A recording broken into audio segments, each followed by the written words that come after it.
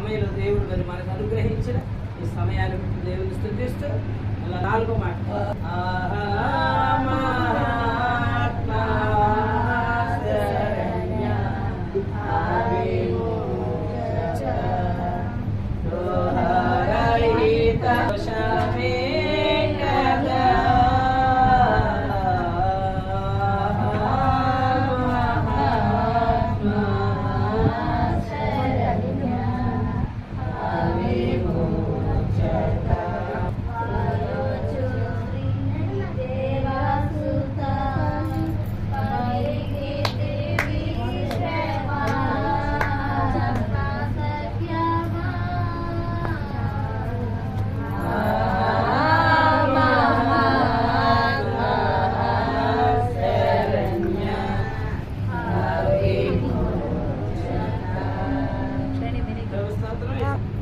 పలికి 4వ మాట ఏలీ ఏలీ లామా సబక్త మత్తయి సువార్త 27వ అధ్యాయం 46వ వచనంలో ఉంది.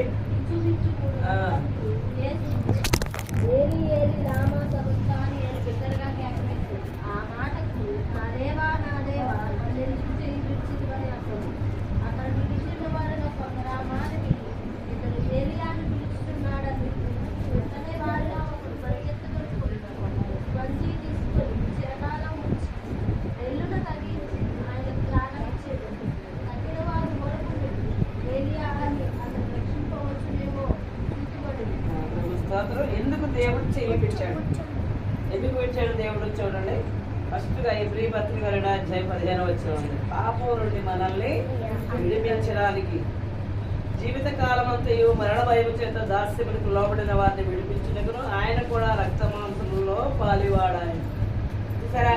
సరే, మన పాపం నుంచి మనం విమోచించబడాలి అంటే యేసు ప్రభువారు ఆయన చేయి విడిస్తేనే ఆయన సిలువలో మరణం పొందుతారు, లేకపోతే ఆయన మరణం పొందరు. మరి ఆయన అంటాడు కదా, ఇదిగో నేను కనుక ఆజ్ఞాపిస్తే కొన్ని వేల దూతలు వచ్చి నన్ను రక్షిస్తాయి. కానీ ఆయన హృదయపూర్తిగానే తండ్రి అయిన దేవుడు కుమారుడైన యేసు ప్రభువారిని ఆ సిలువలో అప్పగించడానికి ఆయన హృదయపూర్తిగా అంగీకరించాడు. కాబట్టి పాపం నుండి మనల్ని విడిపించడానికి ఆయన సిద్ధపడ్డాడు. తర్వాత రోమీలకు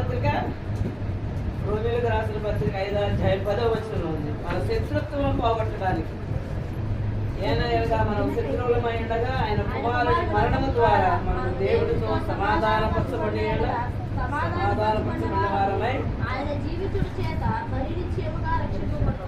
మరి మన యొక్క శత్రువు సాతానుడు ఉన్నాడు. ఆ సాతాను నుంచి మనకు విడుదల కలగాలంటే, మరణం నుంచి మనం విముక్తి పొందాలంటే ఆయన చేయి విడిచాడు. అందుకని యేసు ప్రభువుని తర్వాత ఉగ్రత నుండి కూడా మరి మనం పాపం చేసిన వాడు ఉగ్రత పాలవుతారు కదా. దేవుని మాట విన్న వారు ఏమవుతారు?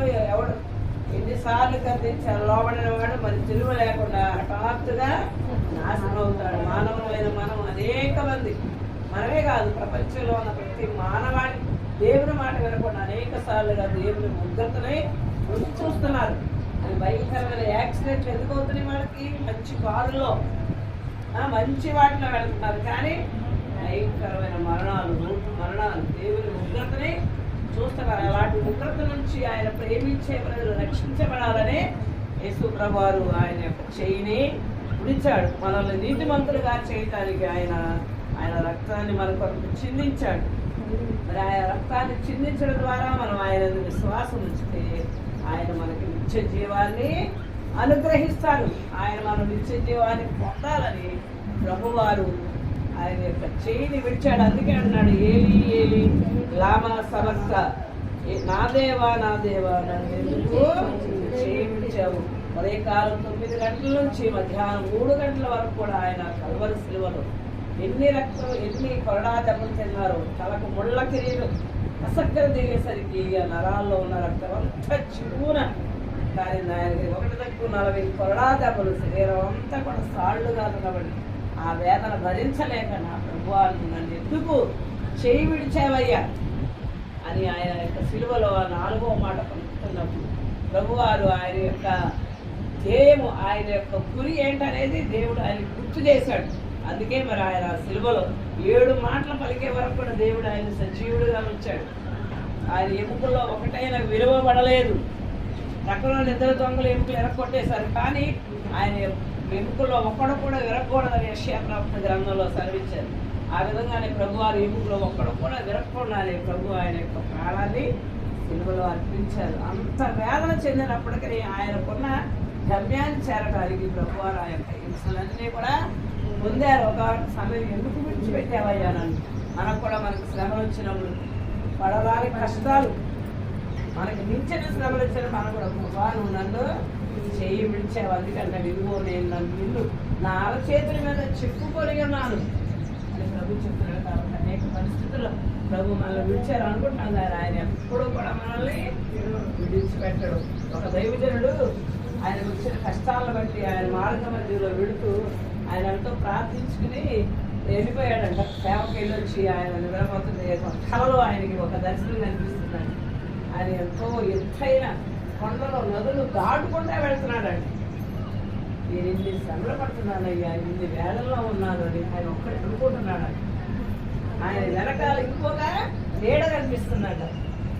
ఆయన ఎంత ఎత్తైతే దాడుతున్నాడో, ఎన్ని కొండలైతే ఎక్కుతున్నాడో ఆయన వెంట ఎవరిది ప్రభు ఆ నీడంటే నేనే ప్రభు అని చెప్పాడు. చూసారా, ఆయన మనతో ఉంటాడు, నన్ను నడిపిస్తాడు. అన్ని పరిస్థితుల్లో కూడా మనం ప్రభు వైపు చూడాలి. ఆయన ఎన్నడూ కూడా మనల్ని చేయి విడవడు.